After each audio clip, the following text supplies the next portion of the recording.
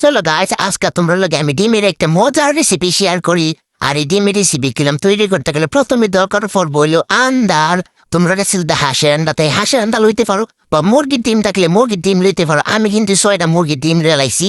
আর মুরগির ডিম দিতে সুন্দর করে হিজাইলে আনলাগবো। হিজাই আমি কিন্তু শুকলা দিয়ে ফেলাই দিছি। ওখানে লিডে সুন্দর করে কে এইলেও তোমরা মন চাইলে দাও দিয়েও কাটতে পারো। তো আমার কাছে যেহেতু ছুরি আছে, আমি ডং করে ছুরি দিয়ে গেছে গেছে করে কাটতাছি। কিন্তু কি একটা জ্বালাই যে ফোরজি শালার ডিমগুলা একবারে জ্বালাই মারছে। কাটতে যাই ওমা কি অবস্থা, একটা কাটতে যায় আর 3টা দিয়ে আয় বাধা দেয়, মানে আয় উসু ফুলে থাকা, মানে কাটবা লাগে দিত না। কিন্তু কি আমার এত ফলস, তোমরা কি মনে করছো তোমরা আমি ছাড়া দেবো? না না, আমি কাটুমতে সারব। এই যে দেখো কত সুন্দর করে কাটতে লাইলাম। আর কাটার পরে দীক্ষা মাশাল্লাহ মাশাল্লাহ কত সুন্দর লাগতেছে। মনে দিচ্ছে একটু চাটনি বানাই ডিমগুলো হাইলে, কিন্তু না হাইলে হইতো না, যেহেতু রান্তামাইছি তো রান্ধ নিলাম। তারপরে আমি এমন সুন্দরী কড়াইটা বয়ে দিলাম, বয়ে দিয়ে দিলাম 1 মণ তেল। তারপর দিয়ে দিলাম একটু লবণ, একটু উল দিয়ে এমন সুন্দর করে আমি সেট করে ডিমগুলা ছাইড়া দিতেছি। আল্লাহ, ডিমগুলো দেওয়ার সময় কি একটা শব্দ করে আর কি তেলগুলো সিটে পড়ে। ডিম কিন্তু রান্ধা অনেক কঠিন একটা কাজ। আল্লাহ বল্লা, ডিম রান্ধতে গেলেই তেল সিটে কিন্তু উঠে পড়ে। সাবধান, সবাই কিন্তু সাবধানে ডিম রান্ধবা, ঠিক আছে?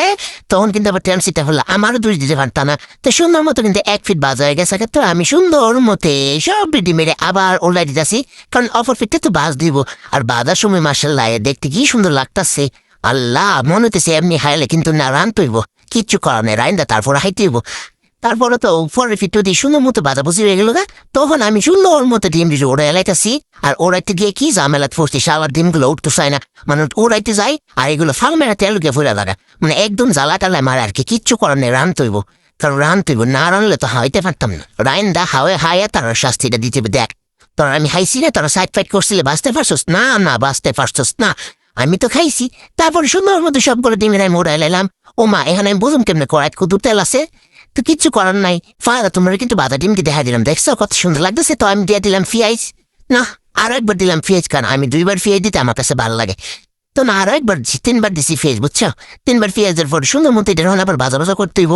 ভাজা কিন্তু সুন্দর মতো করতে হইব, একবার লাল লাল করে। তা আমি অনেকক্ষণ ভাজাভাজি করার পর একদম লাল লাল হয়ে গেছে। এইবার দিয়ে দিতে হবে পানি, নাইল কিন্তু পেঁয়াজের একবার কালা বোনা হয়ে যাবো, যেটা একবার তোমরা খাইতে পারত না, ডিমগুলো নষ্ট হইব। তো কি আর করার, কালা বোনা হইলে তো আর কিচ্ছু করার নেই, সব ফালাই দিতে। তারপরে সুন্দর মতো আমি দিয়ে দিলাম লবণ। তারপরে দিয়ে দিলাম মরিচ।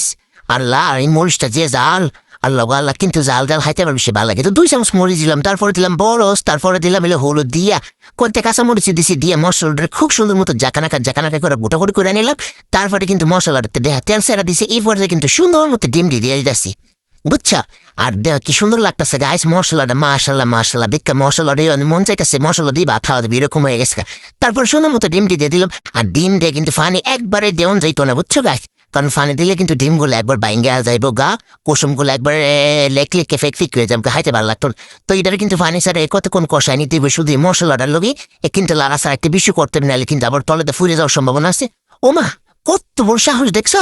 ফালভাই কুসুমটা ফুলে গেছে, পেতে থাকতো না।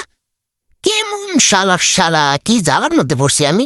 যাক, তারপর দিয়ে দিলাম জায়গা মতো কুসুমরা দিয়ে সুন্দর মতো আবারও কতক্ষণ লাড়াছে আর লাড়াচাড় করে নিলাম। মাশাল্লাহ দেখো কি সুন্দর একটা লোক আছে, একটা ইয়াম্মি লোক আছে। ইচ্ছাই অনেক হাই লেতাম, কিন্তু না অন হাই লইতো না, রান্দা ফোরে হাইটিম। তারপরে কি আমার কিন্তু রান্দা ডিম হয়ে গেছে, অঞ্চলাদের সাথে বন্ধ করে দিব। আর গরম বাতির সাথে হাইলাম, দেখছো? মাশাল্লাহ, তোমরা কিন্তু মাশাল্লাহ খেতে বলবা না। আর আমার মতো সবাই কিন্তু খুব সহজেই আন্ডারের রেসিপিটা একবার ট্রাই করতে পারো।